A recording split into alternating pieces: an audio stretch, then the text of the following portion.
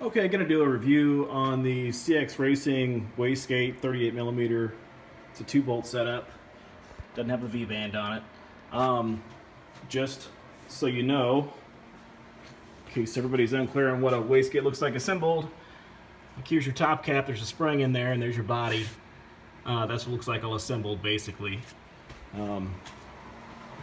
This is with the top cap off, what I call a top cap. It would have a cap on it like that, bolts down, holds the spring in against the diaphragm. You can see this is the diaphragm and there's a nut underneath there. Well, I was driving this and I lost a bunch of boost and I was like, what the hell? And the top had wiggled loose, rendering the valve guide loose, which makes the valve leak and no boost. The exhaust just runs out. So I was going to show you that the nut had come off. Well, it didn't come off, but it came loose. And here's my nut. So this nut goes over the valve. There's a valve guide in here. And the valve guide sits on the body, and it has a nut that goes over top of it, tightens up against that plate. So putting this together now, and I figured I'd show you what happened here for future CX Racing wastegate owners.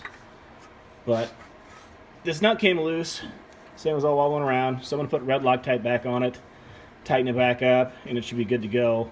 But they put some pretty chintzy looking, I assume this is their thread locker. It's like silicone, but it's stiff. I assume it just got hot enough that it got loose. And when I did buy this, the top cap screws were loose on a couple of them, and I put blue Loctite on all of them. I should have taken the whole thing apart and Loctited this too. I would do that if you buy one of these. Just take it apart, take the top off, red Loctite this, put the diaphragm back in, and Loctite all those screws that hold the top cap on. Otherwise, it's been pretty good, but I almost went and bought a brand new Precision after this came apart on me, because who wants to dick with stuff like this? But I was like, well, I better go take the top off, see what it looks like, see if something else happened, because it was one of those long days of tuning and that happened. Anyway, came out here, this nut was loose, easy fix. For $100, yeah, it's worth it. I got this from the website, not eBay, because everybody's like, don't get it on eBay because those guys are just a knockoff of CX Racing, so it's a Chinese knockoff of a Chinese knockoff, I guess. But for $100, less than half of what Turbonetics or Precision cost.